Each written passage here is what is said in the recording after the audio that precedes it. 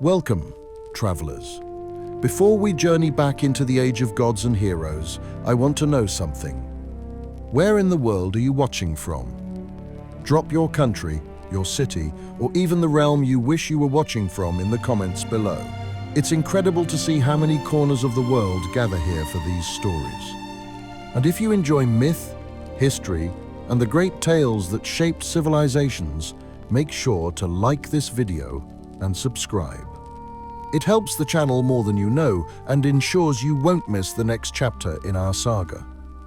Now, settle in. The fire is warm, the night is quiet, and beyond the horizon, the past begins to stir. Let us return to a time before the first spear flew beneath the walls of Troy, when a single golden apple set the fate of kingdoms in motion.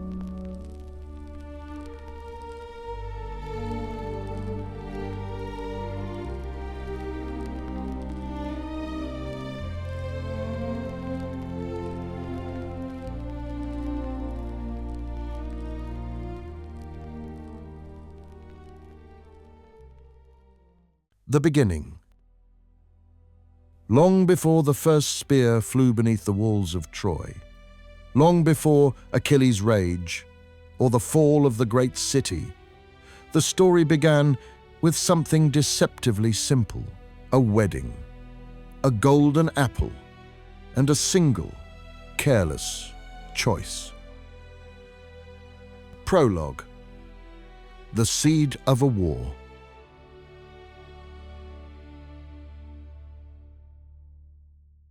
The gods, as they often did in those days, decided to celebrate themselves.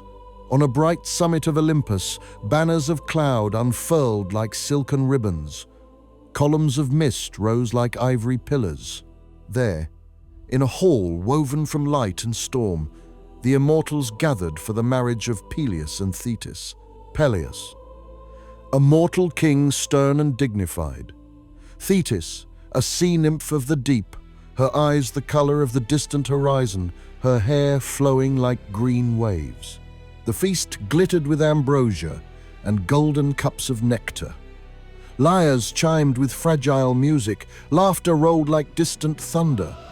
But not every god received an invitation. One was left out. Eris, goddess of discord, patroness of strife. She watched from the shadows of clouds, uninvited, unwelcomed, and she smiled, that small, crooked smile of hers, like a crack opening in calm stone. With a flick of her wrist, she plucked a golden apple from the void. It shimmered with a light like molten sunset. On its skin letters burned. To the fairest, she let it fall. The apple drifted down through the air, cutting through the laughter and music, landing with the soft tone of metal lightly touched upon marble. Every eye turned. The gods fell silent. Closer to the center of the hall, three goddesses stood in the glow. Hera, queen of the gods. Athena, goddess of wisdom and war. Aphrodite, goddess of love and beauty. The apple lay between them, its surface catching fragments of their faces. Power, wisdom, desire. Hera's eyes narrowed. Athena raised one brow. Aphrodite's lips curved in amusement. They spoke at once. "Clearly," said Hera, voice cool as polished stone, "it is meant for me." "For wisdom and skill are fairest of all," Athena said, her voice sharp as a spear. "Or perhaps," Aphrodite murmured, "it is meant for beauty itself." The hall stirred. Gods shifted, whispering like leaves in a storm. Zeus, who knew trouble when he saw it and knew better than to choose between wife, daughter, and lover, did what any wise ruler might do. He refused. "Not I," he said, raising his hands. "I will not judge this contest." Instead, he pointed down to the mortal world. "Let a man decide."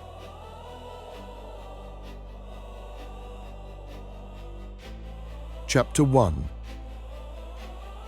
The Judgment of Paris.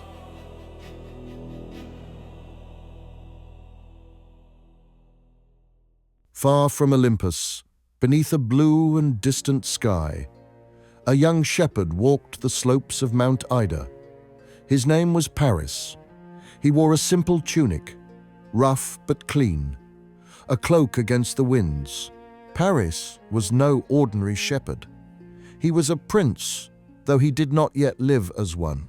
Born in Troy to King Priam and Queen Hecuba, his mother dreamed before his birth of a burning brand, one that sprang from her womb and set all of Troy aflame. The prophecy was clear. Her child would bring ruin. To save the city, Priam ordered the newborn cast out. But fate is not so easily thwarted. A herdsman found the crying child and raised him as his own. Thus Paris grew in the high pastures, strong, kind, and fair of face. One day, as he walked among wildflowers, the air changed. The breeze stilled, insects hushed. A faint shining rippled across the sky. Before him stood Hermes, messenger of the gods, winged sandals touching lightly, eyes gleaming with mischief. "Paris of Troy," Hermes said, "you have been chosen." Chosen for what? To judge which of three goddesses is the fairest. Then the figures descended. Hera in royal purple and gold, Athena in gleaming armor, Aphrodite in warm, flowing light. Paris felt small. Hermes placed the golden apple in his hand. Its surface hummed with divine power. "Choose," Hermes said. "Give the apple to the fairest."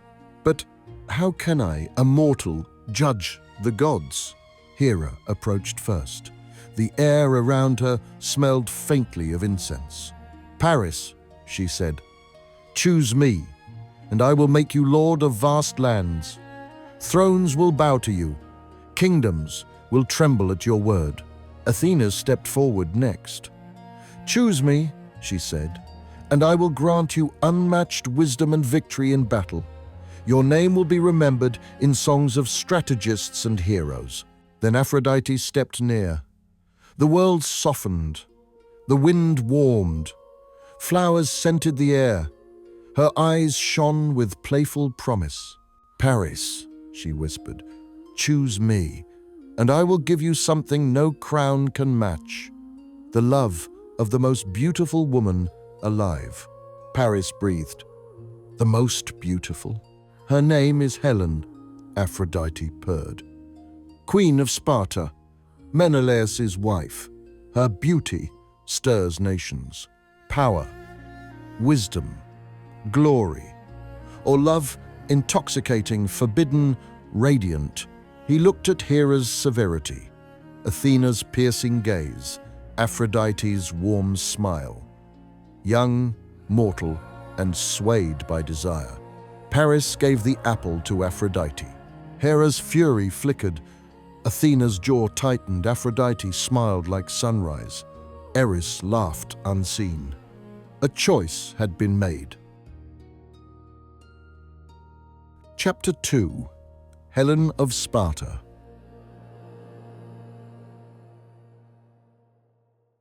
In Sparta lived Helen, whose beauty bent the wills of kings.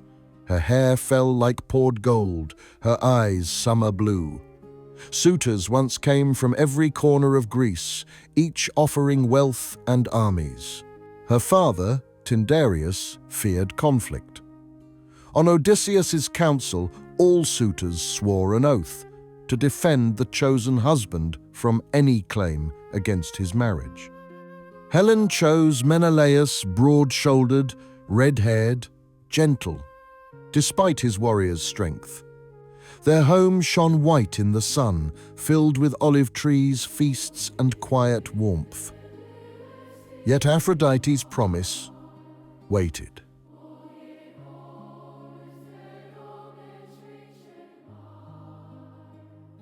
Chapter 3.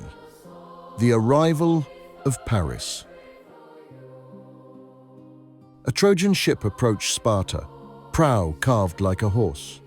Paris stood aboard, prince now reclaimed, heart thrumming with Aphrodite's whisper. "Helen will be yours." Menelaus welcomed him warmly, unaware of the spark entering his home. In the great hall, sunlight streamed onto bronze shields and polished cups. Servants drifted like shadows.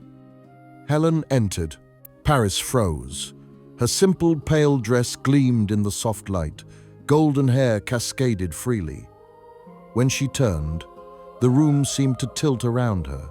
Their eyes met. It was not lightning. It was a pause too long, too quiet, too dangerous. Aphrodite wove subtle threads through every glance, every word shared. Menelaus departed soon after, summoned to Crete. His farewell kiss lingered on Helen's cheek. He clasped Paris's hand with trust. When the palace quieted, the corridors widened, the air thickened. Paris and Helen drifted toward one another like two leaves pulled by the same current.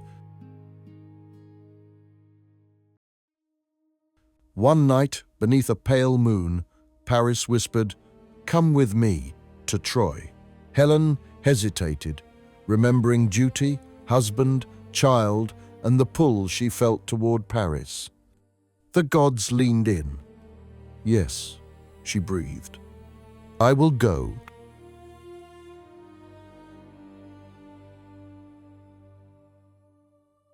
Chapter 4. The Abduction of Helen. Night cloaked Sparta as slaves carried treasures to a waiting ship. Helen walked in a hooded cloak, as if hiding from herself. At the pier, she paused, visions flashing.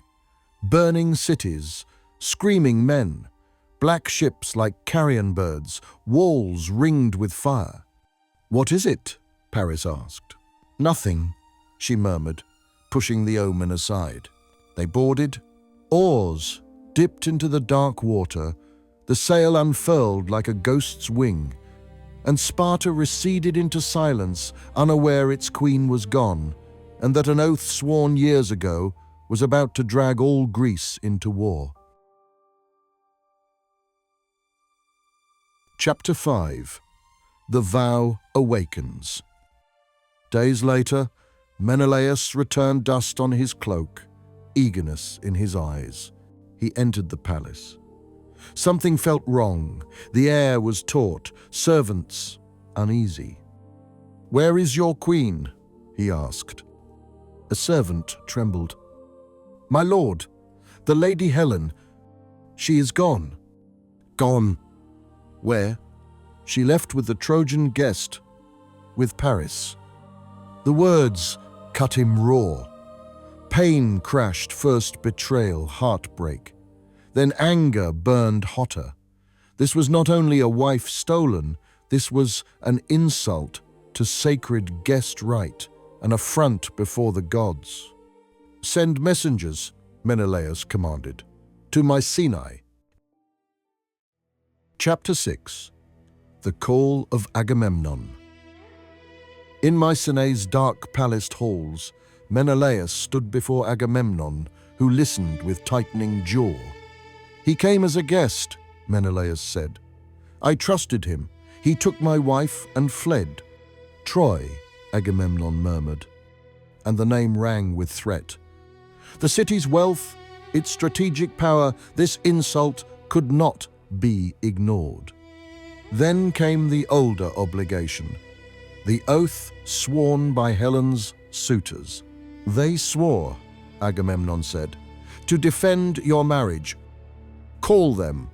Messengers sailed across islands and coasts, bearing the cry, "Men of Greece, sons of the oath, arm yourselves. Helen has been taken. Greece goes to war." Chapter 7. Gathering of Heroes. The summons echoed through Greece. Nestor rose in aged dignity. Ajax hefted his vast shield. Idomeneus gathered Cretan forces. And on Ithaca, Odysseus, keen-minded, newly a father tried to hide from fate by feigning madness.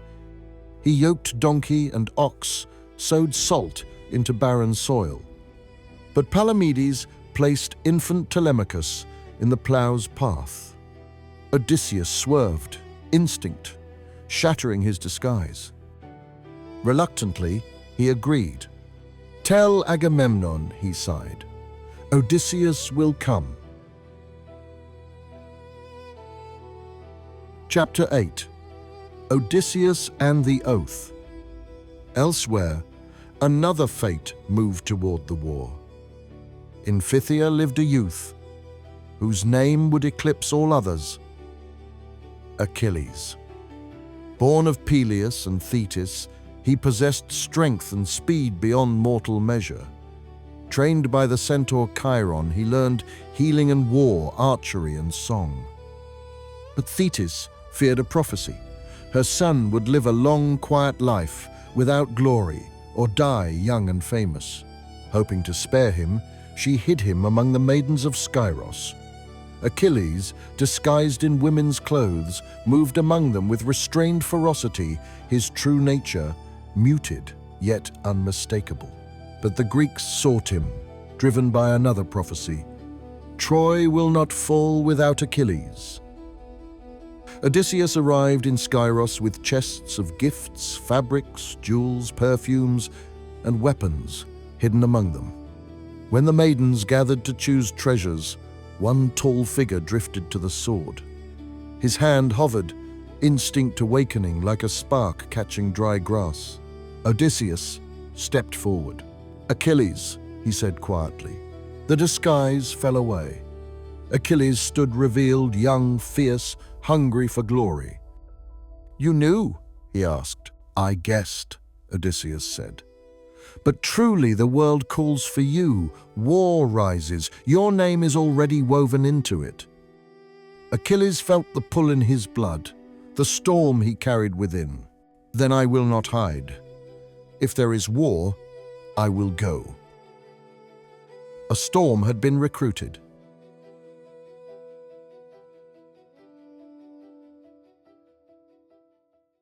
Chapter 9. The Mustering at Aulis. The Greek forces gathered at Aulis, a sight unmatched in memory. Black, proud ships lined the shore. Armor gleamed, horses stamped, smiths hammered, warriors trained. Achilles and Patroclus stood together, surveying the enormous host. "All Greece," Patroclus murmured. "And all for one woman," Achilles answered softly. But the winds refused to blow. Days stretched under still sails and fraying tempers. The sea lay flat as polished stone. Agamemnon demanded answers. Priests examined omens, and their faces tightened. "The goddess Artemis is angered," they said. "A sacred stag was slain. Only blood will appease her." "What blood?" Agamemnon asked, though he sensed the answer. "Your daughter, Iphigenia." The name crushed the air. He wrestled with the horror father, king, commander, all tearing him in opposite directions. At last, ambition and pressure overcame love. He summoned Iphigenia under false pretenses of marriage to Achilles, but instead of a wedding, she found an altar. Accounts differ. Some say the blade struck, others that Artemis saved her at the last instant and left a deer in her place. Either way, the winds rose the next morning. A steady breeze filled the sails. The fleet prepared to depart. Chapter 10. The Armada set sail. The beach erupted with motion. "Raise the sail. Secure the cargo. All aboard." Warriors pushed ships into the surf. Oars churned the shallows. Hulls glided into deeper water. Achilles stood at the prow, wind in his hair, eyes fixed on destiny. Odysseus watched Greece fade behind them, thinking of Penelope and Telemachus, but hiding the ache with a half-smile. The fleet moved in magnificent formation. A dark-winged migration across the Wine. Dark sea. Days became nights in rhythmic waves. Men told stories, sharpened blades, whispered prayers, Thunder rolled afar. Perhaps only weather. Perhaps the gods shifting restlessly above. Chapter 11. First Sight of Troy. At dawn one day, the lookout cried, "Land!" Through the mist, towers emerged, massive walls rising like carved stone cliffs. Troy, a jewel on the Dardanelles. Smoke rising from hearths within, banners snapping in the wind. The beach below stretched wide and pale, waiting for blood it did not yet know. "Prepare to land!" came the shout. Warriors grabbed shields and spears, sweat mixed with sea spray. Hearts thundered beneath bronze. Achilles turned to his myrmidons. "We step onto that shore first. Let them learn our names in fear." Patroclus smirked. "Always in a hurry." "Always," Achilles replied.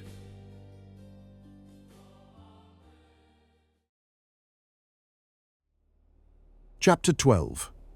The First Landing. The ships struck shore with a heavy crash. Ramps dropped. Warriors poured through the surf, spears raised. Trojans met them with braced shields and flashing spears. Alarm bells rang from the walls. Achilles hit the sand like a spear hurled by a god. Water splashed as he stormed forward, shield in one hand, spear in the other.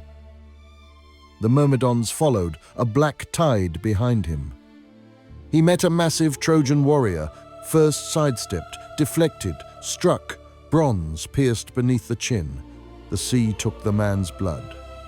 Ajax smashed through enemies like a living fortress. Odysseus moved with tactical precision, striking at weaknesses. Menelaus fought with fury sharpened by betrayal. Arrows darkened the air. Swords clashed. Voices cried. The sea roared beneath it, all unchanged, uncaring.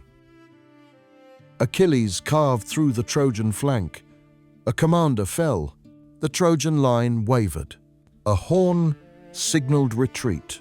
By noon, the beach belonged to the Greeks. They fortified the shore stakes driven, walls raised, fires lit. From Troy's battlements, Priam watched with old sorrow. Helen stood perhaps beside him, witness to the storm she had not meant to ignite. Nestor murmured, "Wars like this don't end in days. They end in years."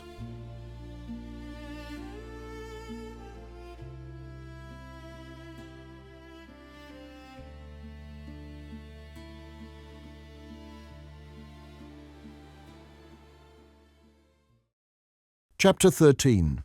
Years of Stalemate. The first landing was only the beginning. Years blurred into one another, raids, counter-raids, victories, and losses. Achilles led fierce night assaults, storming villages, taking spoils and captives. Among them was Briseis, who would later divide the Greek camp. Men woke breath, steaming in cold dawns, ate rough bread and meat, trained with blunted spears, repaired armor, sharpened bronze. Nights glowed with small fires and large stories. Trojans fought back, led by rising champions, noble Aeneas, fierce Sarpedon, and above all, Hector Troy's shield. He fought for city and family, armor shining like a star. Neither side gained decisive ground. A deadly rhythm settled. Greeks on the shore, Trojans behind the walls, both waiting for the moment that would break the balance.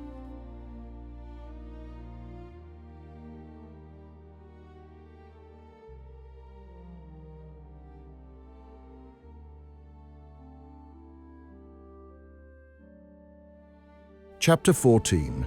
The Gods Take Sides. Olympus watched. Hera and Athena favored the Greeks, still stung by Paris's slight. Aphrodite sheltered Paris. Apollo defended Troy. Zeus tried to remain neutral, weighing fates, nudging threads. The war twisted into divine theatre. Lightning on clear days, sudden fogs, unnatural terror in a warrior's chest, arrows guided by invisible hands. The line between mortal and divine blurred.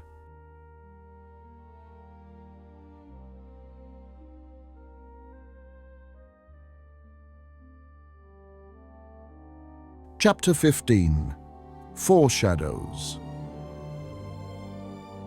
Calchas stared long into the flames. He saw shadows marching, ships burning, Achilles' name stitched through every future. He knew the war hinged on that one blazing soul.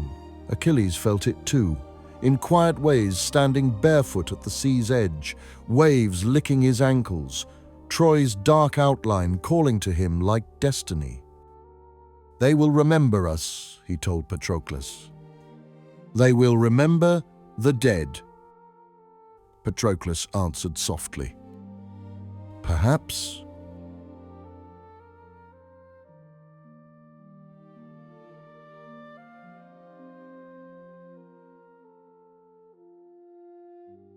Closing chapter. The stage is set.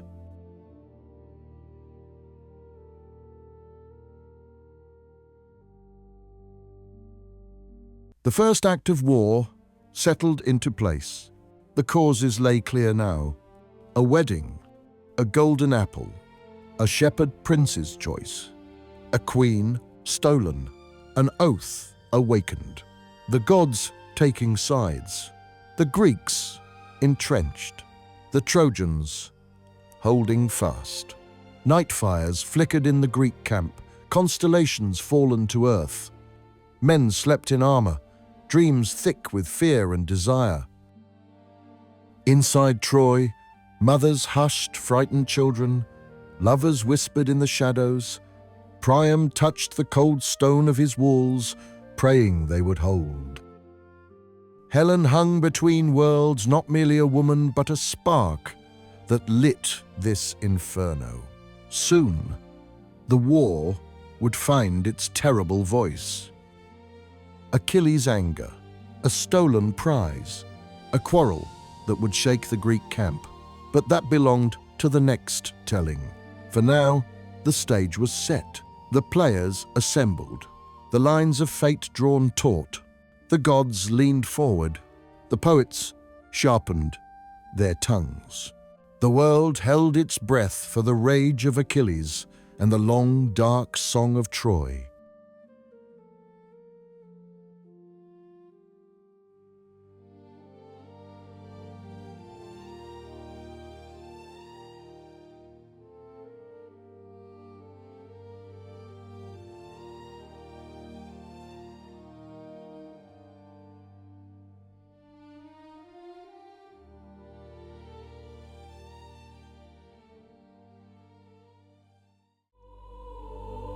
Chapter 17.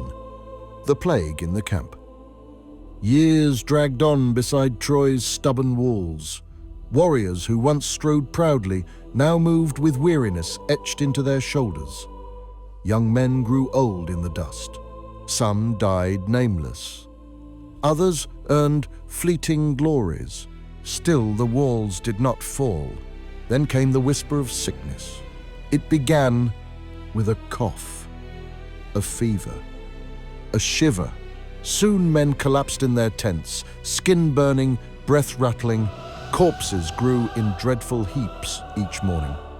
Funeral pyres stained the sky with smoke and accusation. The stench of sickness clung to everything, clothing, soil, hope.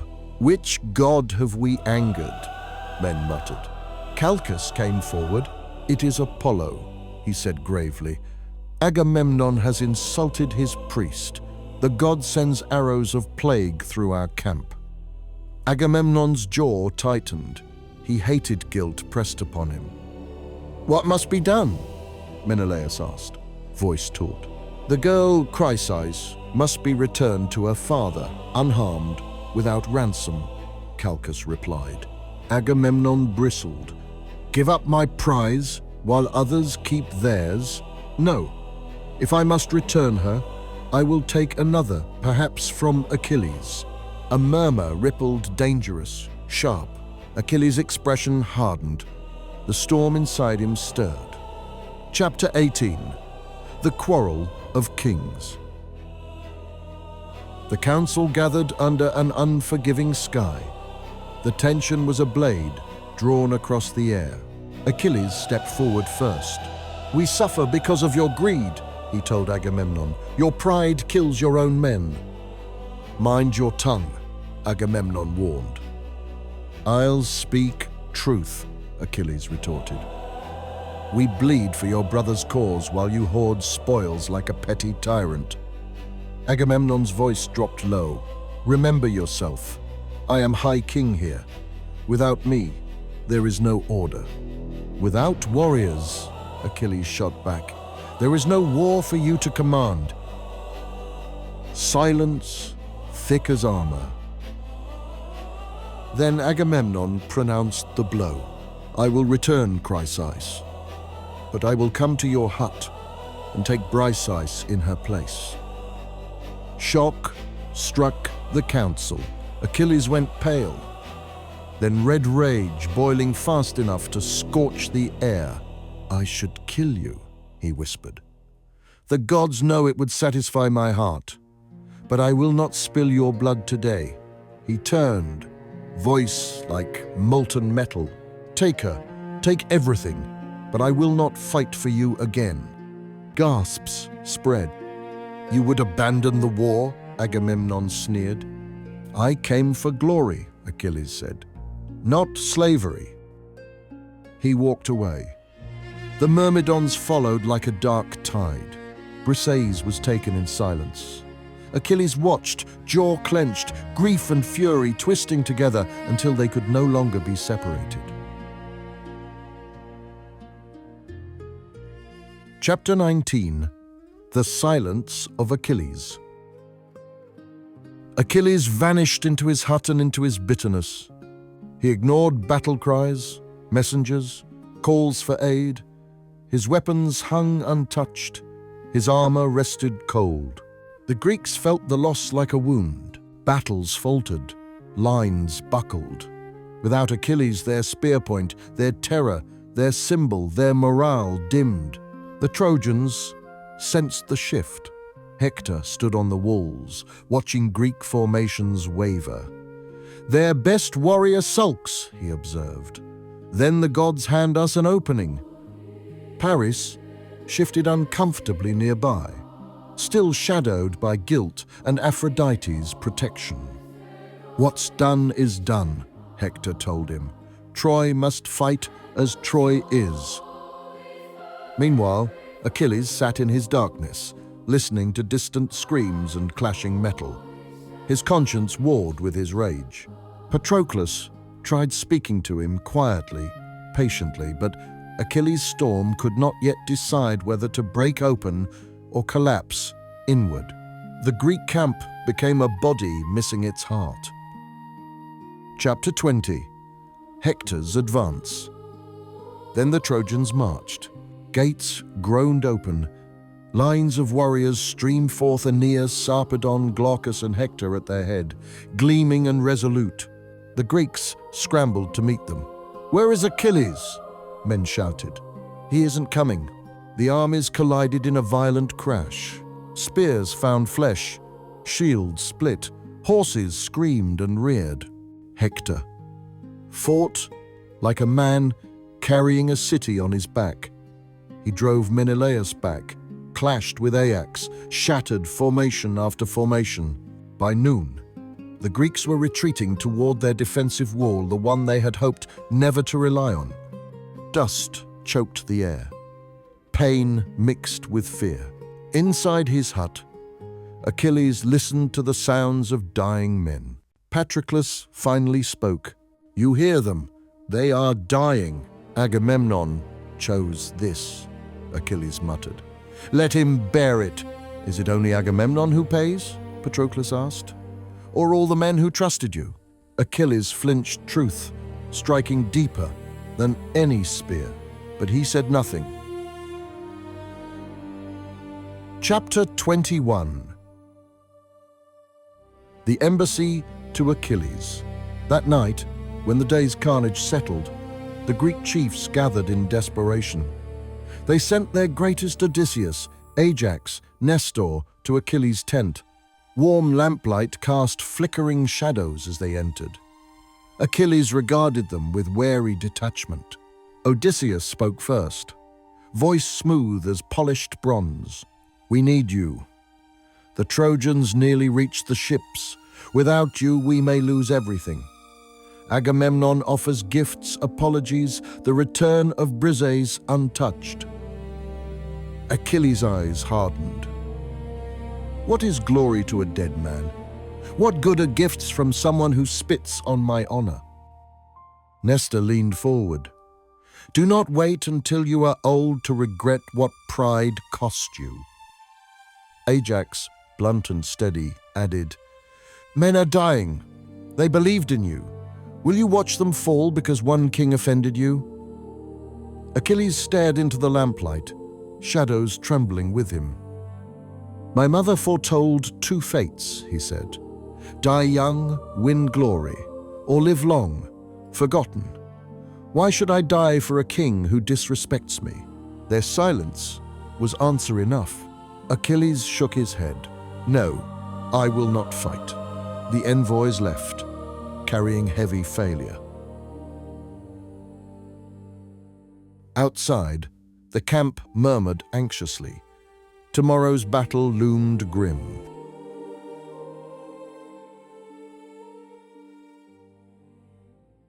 Chapter 22. Fire at the ships. At dawn the Trojans surged again, fiercer, bolder. Hector led them like a thunderbolt. Greek defenses cracked. The Trojan wave spilled over the walls into the narrow spaces between ships. Sails snapped, ropes whipped, warriors screamed. Flames caught on the timbers of a beached vessel. Achilles saw it from afar, the fire. The silhouettes struggling in thick smoke. Something tore inside him. They will burn the fleet, Patroclus said. If the ships fall, we cannot return home. All will die here. Achilles closed his eyes, one heartbeat of anguish, choice, and destiny. When he opened them, the storm within had settled into terrible resolve. Take my armor, he told Patroclus. Patroclus blinked. What? Wear it. Let them think Achilles has returned. Rally the Greeks. Drive the Trojans back from the ships.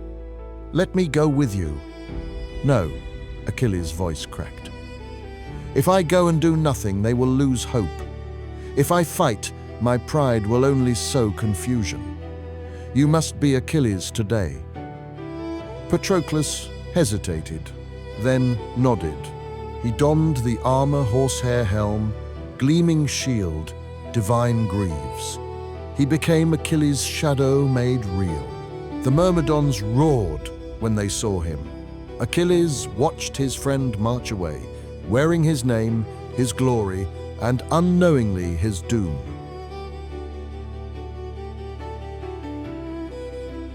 Chapter 23. Patroclus in Achilles' armor. When the Trojans saw him, they faltered. A murmur rippled through their lines like wind stirring tall grass. Achilles. Achilles has returned. Patroclus did not correct them. He struck. The Myrmidons slammed into the Trojan flank with disciplined fury, their black shields locked, their spears a deadly rhythm. Emboldened by the sight of Achilles' armor, they fought as if destiny itself marched beside them. Patroclus carved a path through the field. He felt the armor lending him more than protection, granting him the force of a legend. Trojan warriors hesitated, fearing the unstoppable wrath of the man they believed confronted them. Achilles fights with us, the Greeks cried. their terror transforming into renewed courage. Patroclus pressed onward. He met Sarpedon, son of Zeus. Their duel rang across the battlefield, two warriors circling with grave purpose. Spears clashed, shields groaned, muscles burned. Sarpedon's strength was divine, but Patroclus, driven by fear for his people and pride in Achilles' glory, found the opening first. His spear struck deep. Sarpedon fell, blood darkening the earth. Far above, Zeus watched his son die and did not intervene. Fate allowed no gentleness. Flushed with victory, Patroclus pushed harder. Trojans retreated toward the city, panic spreading like fire. He remembered Achilles' warning stop at the ships. Do not pursue them to the walls. But battle's momentum pulled him onward. Just a little further, he thought. If I break them here, the war may turn. He chased them toward Troy's gates. Chapter 24. The Death of Patroclus. Hector saw the warrior approaching. He'd heard the whispers, Achilles has returned. He'd watched the devastation in the field, the Greeks' sudden resurgence. But as he watched Patroclus advance, something felt wrong. The movements were strong, but not quite Achilles. The stance held courage, but not the same lethal grace.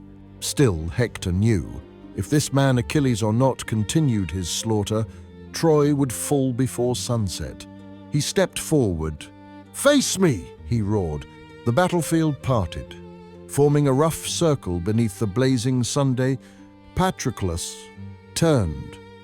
They circled Achilles' armor gleaming, Hector's shield steady. Dust rose around them like ghosts eager to witness the outcome. They clashed. Hector struck. Patroclus parried. Patroclus lunged. Hector deflected. Their movements were measured, skillful, driven by far more than personal pride. Twice, Patroclus nearly found an opening. Twice, Hector dodged with veteran precision. Then, fate intervened. Some say Apollo struck Patroclus from behind. Others say a Trojan spear wounded him, leaving him off balance. But whatever force guided events, Patroclus staggered just for a heartbeat. His grip slipped. His stance faltered. Hector saw the moment. He thrust with all the strength of a man defending his home, his family, his city. The spear pierced beneath Achilles' borrowed armor. Patroclus gasped, disbelief in his eyes as blood spread across the bronze. He fell to his knees. Hector approached, breath harsh. "Who are you?" he demanded. "Achilles?" "No," Patroclus whispered. "You have killed Patroclus," and the world seemed to stop. Hector stepped back, shock flickering in his eyes, but the battle surged on around them. Nothing in war stays still for long. Patroclus fell face first into the dust. The sun burned overhead, indifferent.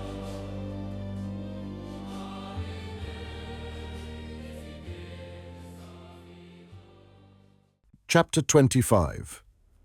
The news reaches Achilles. The Greeks and Trojans fought over Patroclus's body. Both sides desperate, one to honor him, the other to disgrace Achilles by keeping the corpse.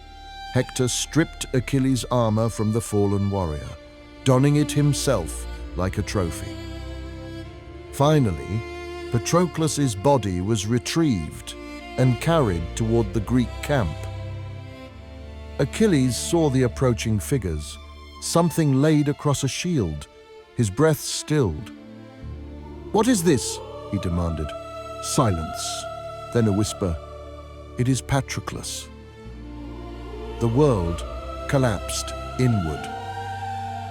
Achilles dropped to his knees beside the limp body. Dust clung to Patroclus's hair. His lips, always ready with a quiet smile or gentle counsel, lay parted in eternal stillness. A sound tore from Achilles, a raw animal cry that startled even hardened warriors. He clutched Patroclus's chest, as if grasping could drag the soul back into the body. Men turned away, ashamed to witness such agony.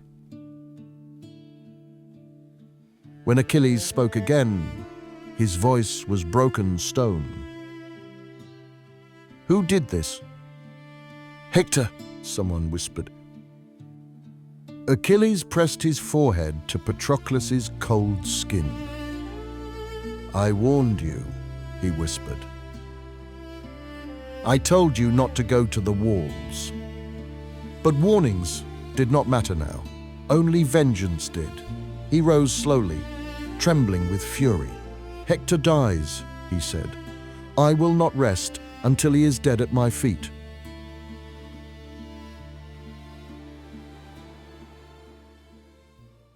Chapter 26. The New Armor. Achilles needed armor to fulfill his vow. His own, the armor that had once gleamed with pride, now hung on Hector's shoulders. So Achilles called to his mother. He went alone to the shore, waves whispering around his feet. "Thetis!" he cried. "Mother!" The sea stirred. Foam rose. Thetis emerged, eyes sorrowful, hair flowing like tides. "You grieve," she said, "and I grieve with you. Patroclus's death opens the path I wished you would never walk." "He died because of me," Achilles said, "because I let anger blind me. Now I must kill Hector." "And you will," Thetis murmured. "But hear me, my son. If you return to battle, your own death will follow soon after." "I know," Achilles replied.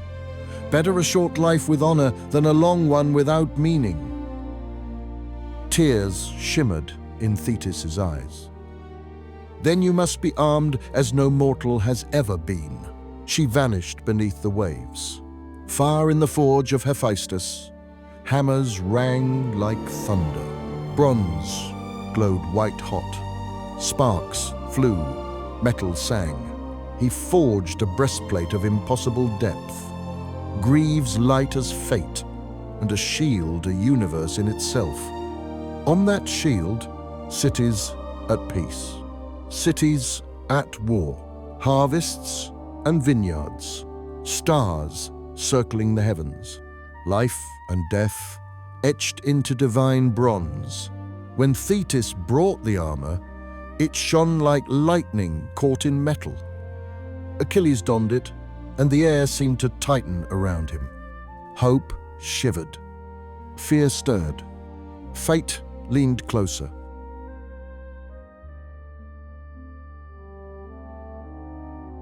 Chapter 27. Achilles returns to battle. Dawn broke over the Greek camp.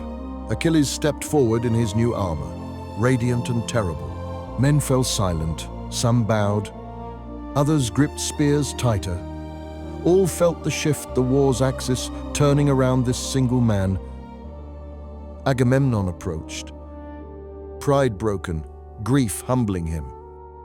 Achilles met him with calm fury. "I came to fight Troy," he said, "not to barter honor with kings. You wronged me.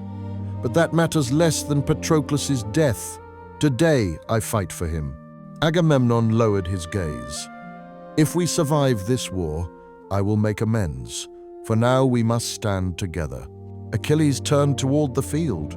The Greeks surged behind him, a roar rising like a storm wind. The Trojans advanced as well, Hector at their head, wearing Achilles' own armor. For a moment the battlefield seemed twin-mirrored, two champions, destined to collide. Achilles struck first. He tore through Trojan ranks like a wildfire given legs.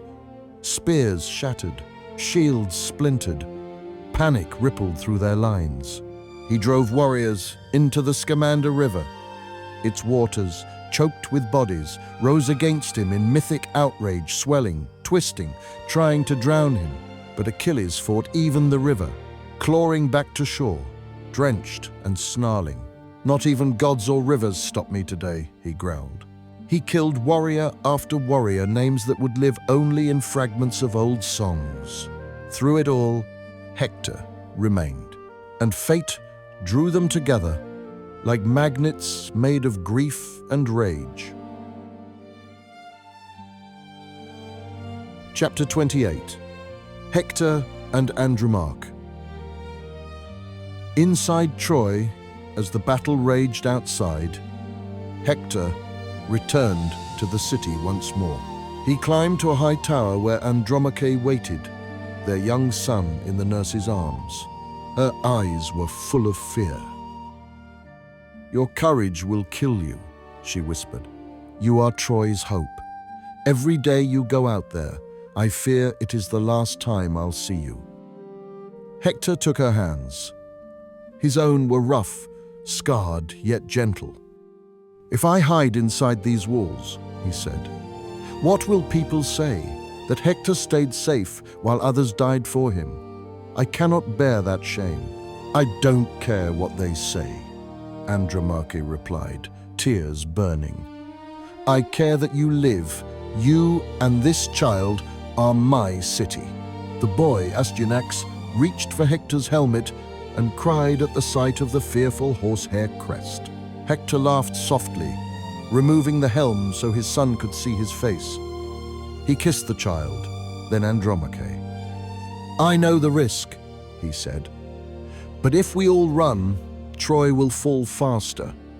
If I don't fight, I die inside long before my body falls." He held her close, memorizing her warmth and scent, the tremble of her shoulders. "Whatever happens," he murmured, "remember I fought for you, for him, for Troy." "Then come back to us," she begged. He did not answer. He put on his helmet again and walked away carrying love, duty, and doom in the same heart.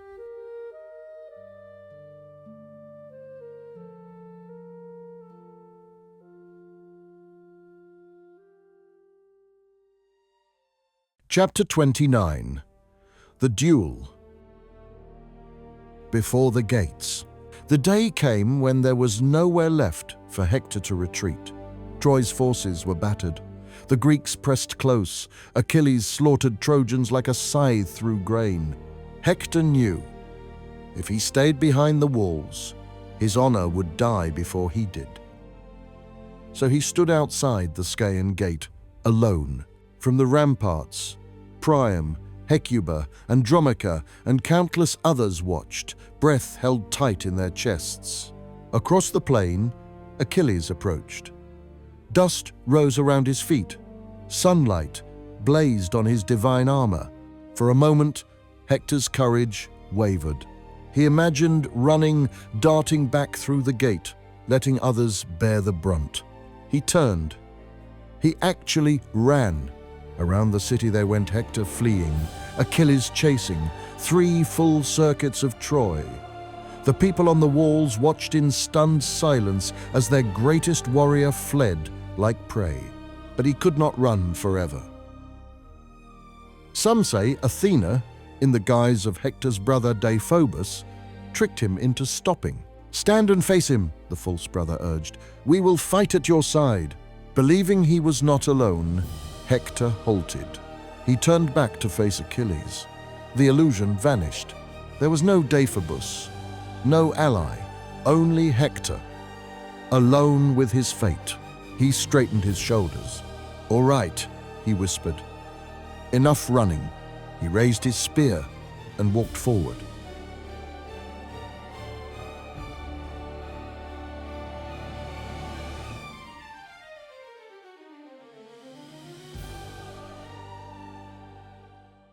Chapter 30. The Death of Hector. The two champions faced each other before Troy, within sight of every eye on the walls. Achilles' face was a mask of controlled fury. "Here you are," he said. "The man who killed Patroclus." Hector swallowed, but did not look away. "I killed your friend," he said. "I believed he was you. We both knew this would happen one day or another." "You will pay for him," Achilles replied. "Your death is the only gift I can give his shade." They closed the distance. Spears flashed, shields rang, bronze sang against bronze. Hector's spear cast first fierce, true, but it struck Achilles' shield and glanced aside. When he turned for another weapon, expecting help, he found only emptiness. No brother, no ally. He understood. He had been tricked. Fate had sealed him in. Still, he did not collapse. He adjusted his grip, braced himself. They joined again. Achilles' movements were almost inhuman, too fast, too precise. Hector blocked once, twice, 3 times. Sweat stung his eyes. Then Achilles fainted, drew Hector's shield aside, and drove his spear into the exposed gap at Hector's throat. The point burst through the other side. Hector choked, hands grasping at the wound as if they could dam the rushing river of his life. He fell to his knees, then onto the dust. Cries erupted from the walls. Andromache's scream, Hecuba's wail, Priam's torn voice. Achilles stood over Hector's body. "Die," he said softly, knowing that Patroclus is avenged. But even as he spoke, a hollow truth pressed at his heart. Vengeance did not bring back what he had lost. His grief twisted into cruelty. Achilles pierced Hector's ankles, threaded thongs through them, tied them to his chariot. Before Troy's eyes, he mounted the chariot and drove, dragging Hector's body in a grisly circuit across the plain.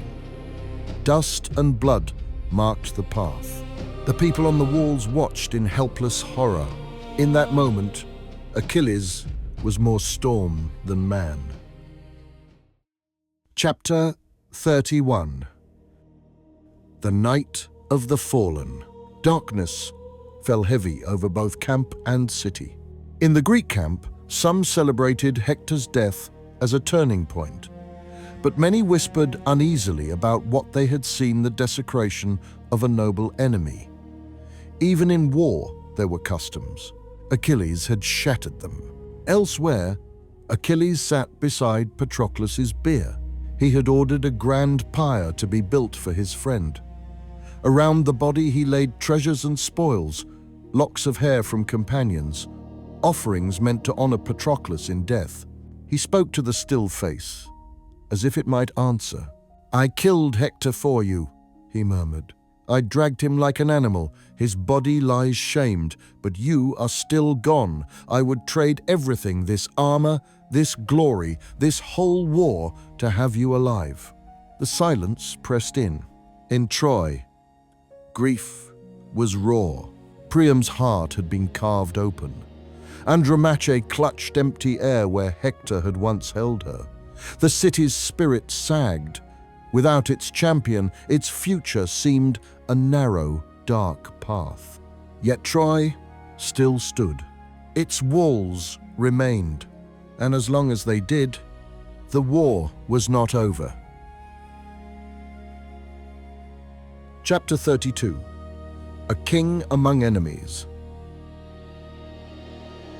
That night, when many men slept from exhaustion and wine, one old king made a choice that would echo through all stories that followed. Priam of Troy, white-haired and broken by sorrow, wrapped himself in plain garments. He harnessed mules and horses to a cart loaded with treasures, gold, fine fabrics, gleaming cups.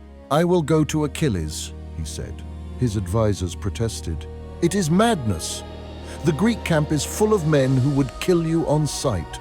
"I am already half dead," Priam replied. "If I can bring Hector's body home, I will die as a father should." Guided, some say, by Hermes in disguise, Priam slipped through the dark plain, past Greek sentries, and reached Achilles' hut. He entered quietly. Achilles sat there, staring at nothing, his grief a heavy cloak Priam did the unthinkable. He knelt. He took Achilles' hands, those same hands that had killed his son, and kissed them. "Do you know me?" Priam asked. "I am Priam, king of Troy. I have come to ransom the body of my son." Achilles stared, stunned. "I have endured what no man should," Priam continued. "I watched my child dragged in the dust. I beg you give him back so I may bury him." He lifted his eyes. "Remember your own father, Peleus. Think of how he would feel if he heard his son lay unburied in a foreign land. Would he not do what I do now?" The words pierced Achilles more deeply than any spear. Achilles' breath shook. For the first time since Patroclus' death, his rage cracked enough for grief to spill through. He saw Priam not as a king, not as an enemy, but as a father, one who had lost the son he cherished. Slowly, Achilles lifted Priam to his feet. "You are brave," he said hoarsely, "braver than any warrior I have slain. You have made me remember my own father's face." Tears rose in both their eyes, one mourning a friend, one a son. Long they wept together, two enemies united by love and loss. At last, Achilles spoke. "I will return Hector's body to you. Keep your treasures. This is not about gold." Priam bowed deeply. Achilles ordered Hector's body to be washed and anointed. He helped wrap it, his hands gentle where earlier they had been merciless. Before dawn, Hector's body lay on Priam's cart, ready to be taken home. "One more thing," Achilles said softly. "There will be a truce. No Greek will attack Troy while you bury him." Priam touched his arm in gratitude. Guided once more through the sleeping camp, he returned to the gates of Troy. Chapter: The Heart of the Storm. Hector was buried with lamentation. The city filled with wails. Garments were torn, ashes smeared on skin. Andromache wept until her voice failed. Hecuba raged against the gods. Helen mourned with guilt shadowing her eyes. The pyre burned high flames, leaping toward the pale sky. From afar, the Greeks watched the smoke rise. For a brief moment, the plain grew still, but war does not end for mourning. Achilles sat alone, hollow but calm. He had taken vengeance. He had given mercy.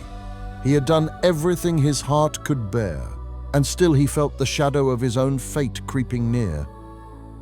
He knew with the clarity that comes only to those who have seen the worst and best of themselves that his own time was running short. Somewhere in the tangle of fate, an arrow was already being nocked, a vulnerable heel already chosen. But that would come later. For now, the war hovered at its climax. Hector, Troy's greatest defender, lay in the ground. Achilles, Greece's fiercest attacker, still walked the earth but marked for death. Both sides had lost what they most cherished. Both knew there was no path left but forward, through more blood, toward an end none could yet fully see. The storm had not passed. It had reached its most violent height. The next and final act would not be about how the war burned, but how it ended. The cunning of a wooden horse, the fall of towers, and the flight of survivors. The fates of those who had survived the climax only to face the cost of victory or the ruin of defeat. But that belongs to the third telling. For now, the heart of the Trojan War stands revealed. Not just in walls and spears and conquered ground, but in the rage of Achilles, the courage of Hector, the tears of kings and fathers and friends, and the brief, fragile mercy that flickers even in the darkest of battles.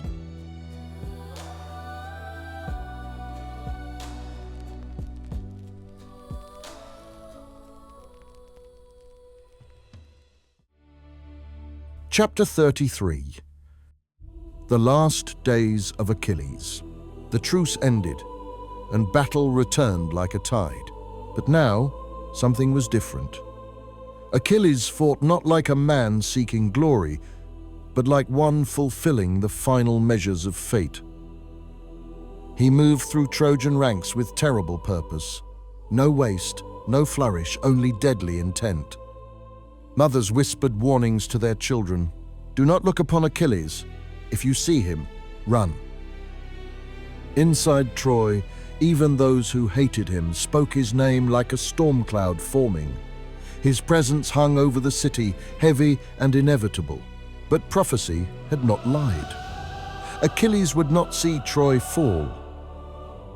One day, under a blazing sun, Achilles drove the Trojans back toward their walls. Dust rose around him, forming a halo of earth and fire. On the battlements stood Paris, not brave like Hector, but desperate, bitter, guided by gods who had not forgotten their grudges. He drew a bow. Beside him, unseen, Apollo lifted the arrow, guiding its flight with divine precision. Achilles strode across the field, unstoppable, unaware. Paris loosed the arrow. It flashed in the sunlight. It struck Achilles in the heel, the one place Thetis's protective touch had not reached. A crack of pain split through him. His leg buckled. He fell, bronze clattering against the earth. He tried to rise, but the wound's venom and prophecy held him fast. Around him, Greeks shouted in shock, rushing to protect their fallen hero. Achilles' sight dimmed. He thought of Patroclus, of Thetis, of Peleus waiting in distant Phthia. So this is the choice, he whispered. Greeks formed a ring around Achilles' body, fighting with desperate ferocity. Ajax towered above him, shield raised, batting aside Trojan spears like flies. The Trojans pressed forward, eager to seize the corpse as a prize. But Ajax did not yield. He would rather crumble beneath the weight of 1,000 blows than let Achilles' body be taken. In the end, the Greeks carried him back to camp, his armor gone, his body broken, but surrounded by honor and grief. Achilles did not live to see Troy burn, but Troy would not have burned without him. His funeral pyre rose beside Patroclus's, twin flames marking the war's highest and darkest point.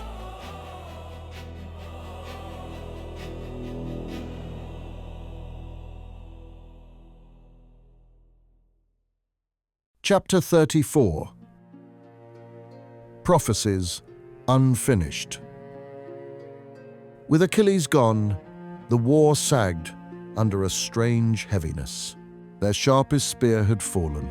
Troy's strongest shield, Hector, was gone as well. And still the walls stood. Whispers of prophecy surfaced again. Troy could not fall until 3 conditions were met. The bow and arrows of Heracles must be brought. Achilles' own blood, his son, must fight. And the Palladium, the sacred statue of Athena in Troy, must be stolen. Heracles' bow belonged to Philoctetes, the archer abandoned years earlier on Lemnos with a festering snakebite. Achilles' son, Neoptolemus, still lived in distant Skyros. And the Palladium was hidden deep within Troy's walls. Odysseus recognized these signs. Strength had failed. Strategy would finish what force could not.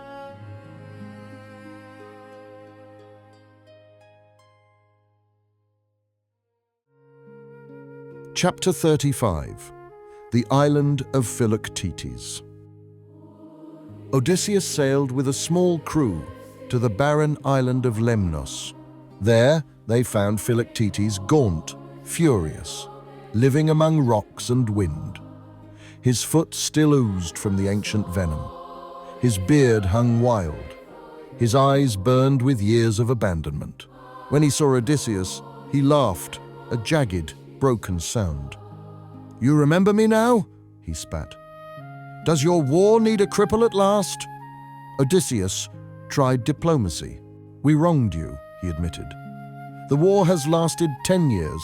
The seers say we cannot win without your bow." Philoctetes lifted the weapon. "Heracles gave me this," he said, "for loyalty. Why should I give it to oath-breakers?" Odysseus faltered, so he tried something else. He brought forth Neoptolemus, Achilles' son, strong and honest-eyed. Neoptolemus attempted deception at first, as Odysseus instructed, but the lies soured on his tongue. Finally, he confessed, "We abandoned you. It was wrong, but the war needs you. Heracles' legacy needs you. Help us not for Agamemnon, not for Odysseus, for your own honor." Philoctetes studied him long and silently. "You are Achilles' son," he said. "I see his fire." Then, after a long breath, bitterness began to melt.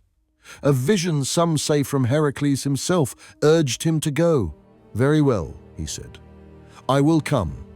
For my honor, for Heracles, and for you, boy." For the first time in years, he walked toward a ship. Chapter 36. The first arrow of the end. When Philoctetes returned to the Greek camp, warriors stared as if seeing a ghost. Some turned away in shame, others watched with newfound hope. He said nothing. He simply sat in council with Heracles' bow resting across his knees. The plan was simple. Draw Paris out. One Trojan still shone despite Hector's absence. Paris, the shepherd prince whose choices had sparked the entire war. The Greeks formed their lines. The Trojans answered. Paris stepped forward, bow in hand, scanning the field for another victim. Perhaps another Achilles. He never saw the arrow. Philoctetes drew the bowstring pane, shooting through his scarred foot, and loosed. The arrow flew with the weight of destiny and a decade of suffering. It struck Paris deep. He crumpled, screaming, clutching the wound that no healer would ever cure. His body, like Philoctetes' old injury, began to rot from within. Carried back into Troy, he lingered for days, but death was certain. Aphrodite's golden promise unraveled. Helen's fate twisted once more, and the war's wheel turned again. But Troy still stood. Its walls were intact, and the Palladium still watched from its hidden chamber. Chapter 37. Theft in the Night. Odysseus and Diomedes prepared for the most dangerous task of all, infiltrating Troy itself. Disguised and cloaked in shadow, they slipped through alleys and past guards on a moonless night. They reached the temple where the Palladium rested. The air felt thick with ancient power. The statue, simple, stiff, wide-eyed, seemed to stare right through them. For a moment, even Odysseus hesitated. This small, ancient statue had stood in Troy longer than any living man. Generations had prayed to it, trusted it, built their courage on its unblinking gaze. But the war had eaten too much to stop now. "We must," Diomedes whispered. Odysseus nodded. Together, they lifted the Palladium. The air in the temple seemed to shudder, as if they had pulled a peg from the frame of the world. Statue in hand, they slipped back into the night. Every creak of leather, every scrape of sandal on stone sounded thunder loud in their ears. Twice they froze as patrols passed near, hearts pounding, but the shadows held them. They passed through Troy's gate unseen, crossed the plain, and reached the Greek camp before dawn. When the sun rose, the Palladium, Troy's secret heart, stood among the Greeks. Inside the city, priests would soon discover the loss. An invisible pillar had been pulled from the city's soul.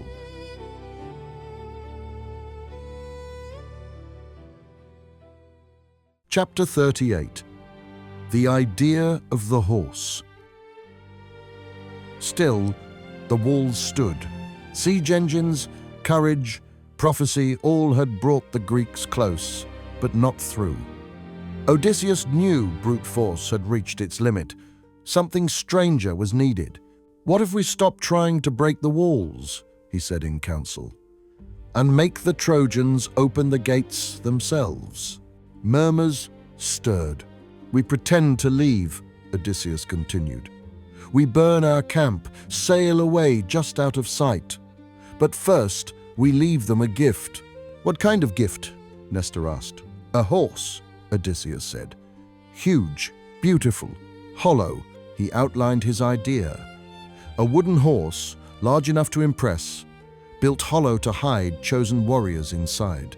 The rest of the Greeks would depart, making a show of defeat, then return by night once the Trojans had dragged the horse into their city. "Will they accept it?" someone asked. "They will want to," Odysseus replied, "and wanting can drown out wisdom." It was desperate. It was audacious. It was their best hope. Reluctantly, the kings agreed.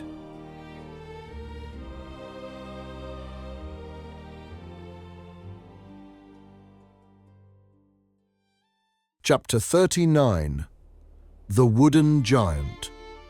On the beach, carpenters began their work. Trees fell, beams rose. A skeleton of timber took shape, then grew flesh as planks clad its sides. Slowly, a giant horse emerged head high, ears pricked, legs planted like pillars. Inside, the builders left a hollow belly, accessible by a hidden hatch. Odysseus chose his companions carefully. Warriors strong, disciplined, and patient enough to endure hours of cramped darkness. Menelaus, Neoptolemus, Diomedes, others whose names would someday be spoken in later tales. They carried only what they needed: short swords, light shields, the will to hold their breath while the world shifted around them.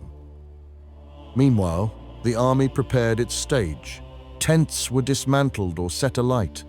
Goods were loaded onto ships. Smoke rose in great plumes as if the very camp burned itself from the earth.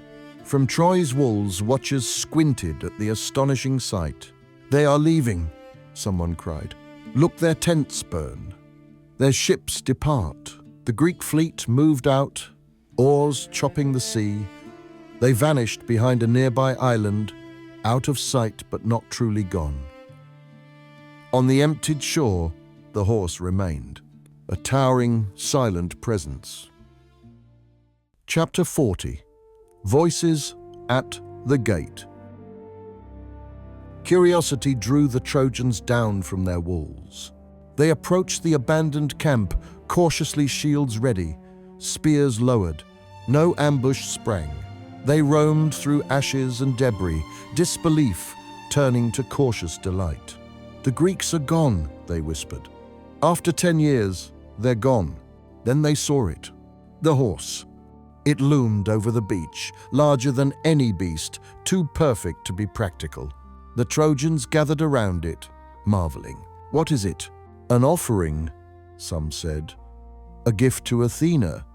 The Greeks knew they angered her. "This is a plea for safe passage home." "Or a trick," others muttered darkly. Laocoon, priest of Apollo, strode forward, eyes narrowed. He did not like it.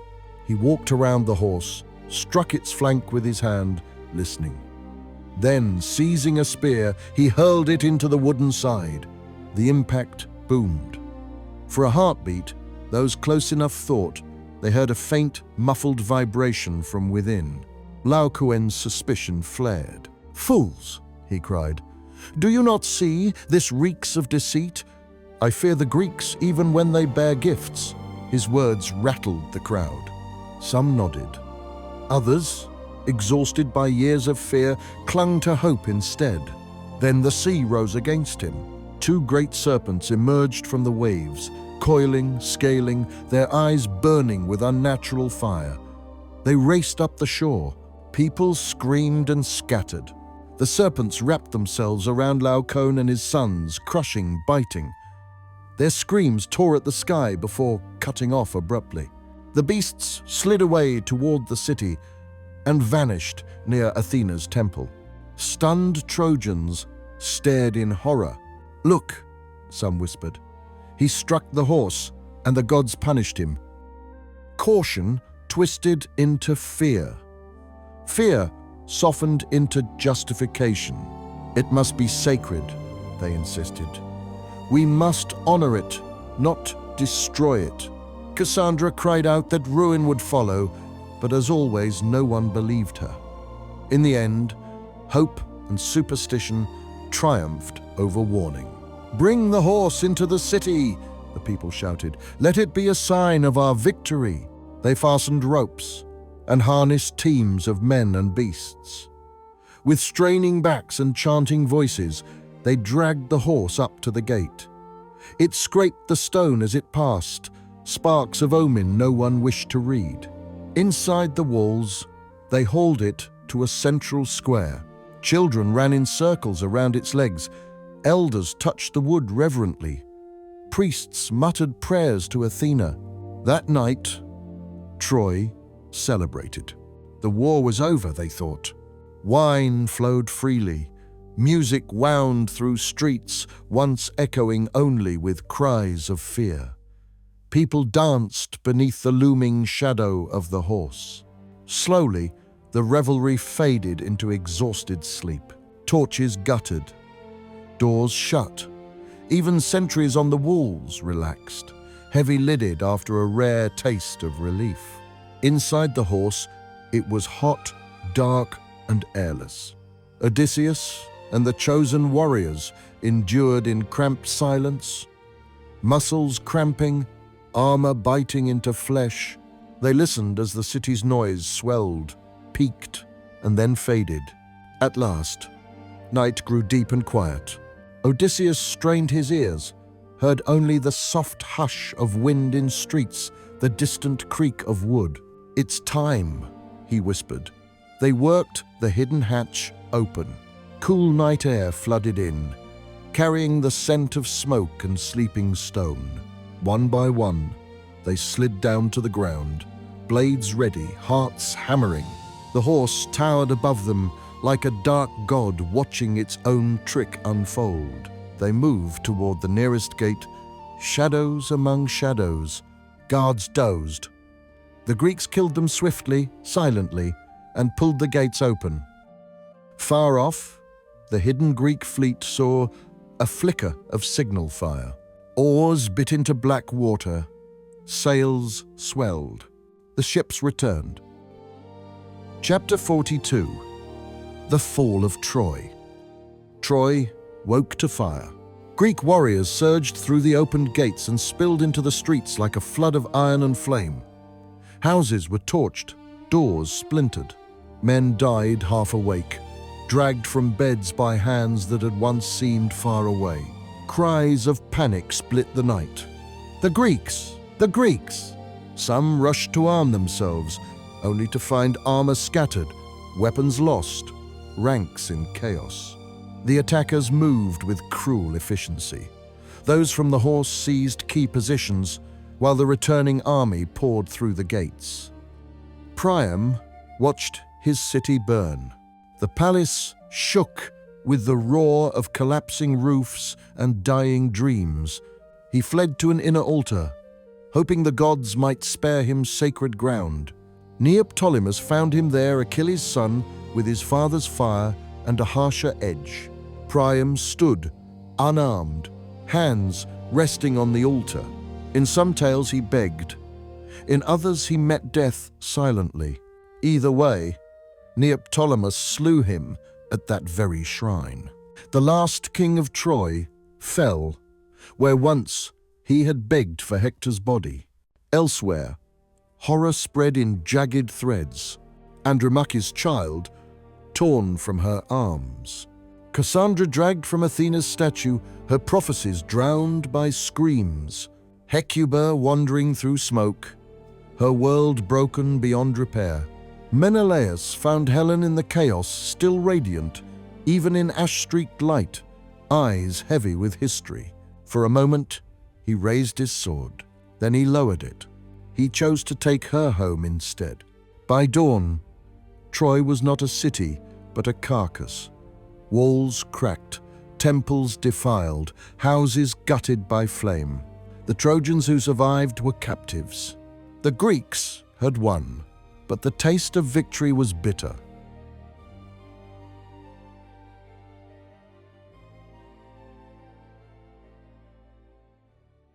Chapter 43. The Weight of Victory.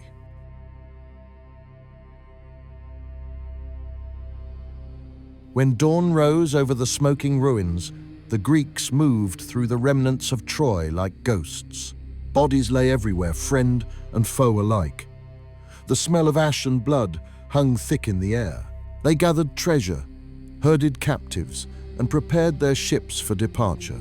They had won, yet victory felt strangely hollow. For every triumph, a shadow trailed close behind. The gods do not love hubris, nor do they let mortals leave tragedy untouched. Ajax the Lesser, who violated Athena's temple by dragging Cassandra from the goddess's very statue, would soon face divine punishment. Storms gathered on the horizon, black clouds thick as smoke. The Greeks would not sail home smoothly. Some would be blown off course. Some would be wrecked. Some would never see their homeland again. Odysseus, whose cunning had toppled Troy, would wander for years, tormented by monsters, enchantresses, and storms crafted by gods who resented his wit. Menelaus, reunited with Helen, found no peace in the memory of what her beauty had cost. Agamemnon, returning home triumphant, would find betrayal waiting for him in Mycenae. The survivors packed their plundered goods in silence, the thrill of conquest already fading into the weight of consequence. On the ruined shore, the tide came in. It washed over broken beams, shattered stones, scraps of charred wood. It cooled the ashes of pyres. It erased footprints from the sand, but nothing could erase Troy from memory.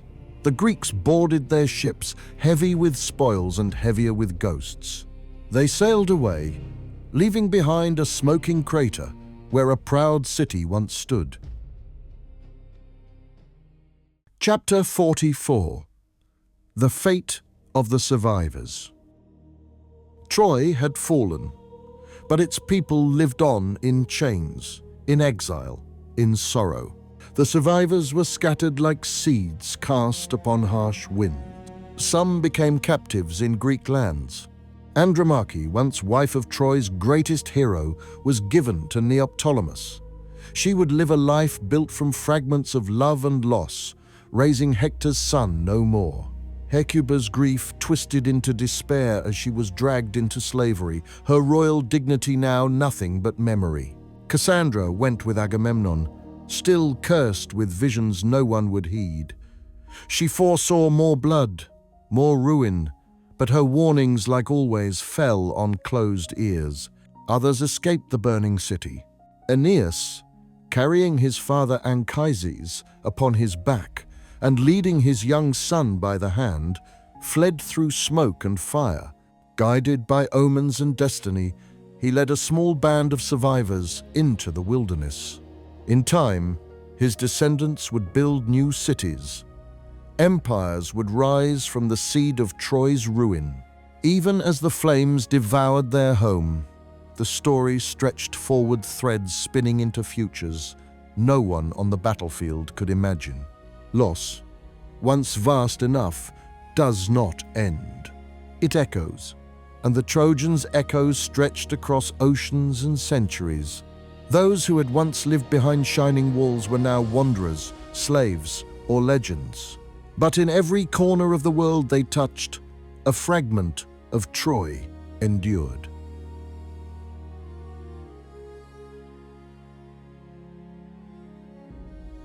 Chapter 45. Echoes and Aftermath. Years later, bards in smoky halls sang of the Trojan War.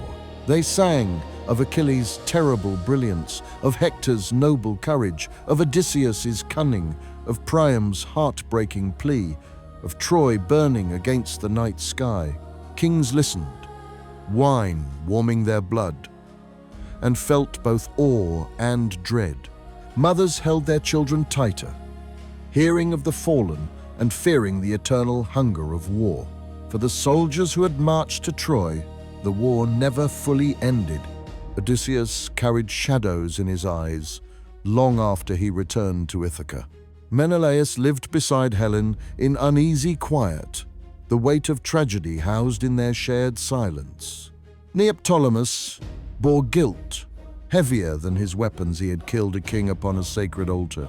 Philoctetes returned with his bow, and old pain, the wound in his foot, matched by wounds in his memory.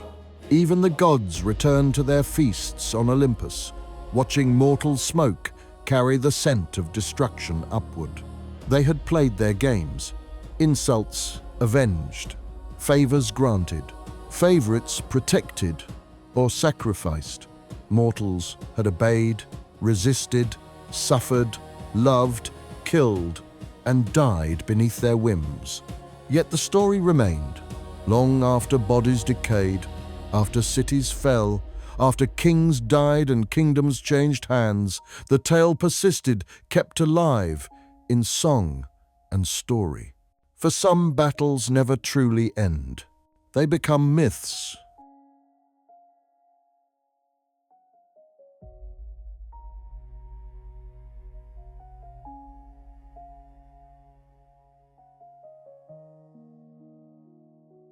Chapter 46. The Long View. What was the Trojan War in the end? A love story twisted into a war story. A quarrel among gods thrown into mortal lives. A chronicle of courage and folly, loyalty and pride. It proved how one choice, a golden apple tossed in spite, could ripple outward through decades and nations. How one promise and oath to protect a marriage could bind thousands of men to fate they did not foresee. How one act of compassion, Achilles returning Hector's body, Priam risking himself for his son, could shine even against a backdrop of cruelty. The war began with a wedding and a gift. It ended with a horse and a fire. Between these two symbols lay 10 years of the full human spectrum. Love and hate, bravery and cowardice, rage and tenderness, wisdom and folly, revenge, grief, honor, mercy. The walls of Troy fell. But the story of Troy did not. It lived on, carried in epic poems, whispered by storytellers beside hearth fires, carved into the memory of civilizations that rose and fell long after the sand covered the ruins. And perhaps that is Troy's final strange victory. Its world burned, its people scattered, but its story proved immortal. In every retelling, its heroes breathe again. In every song, its tragedies weep anew. And in every listener, the war stirs fresh questions about fate, pride, love, and what it truly means to win or lose.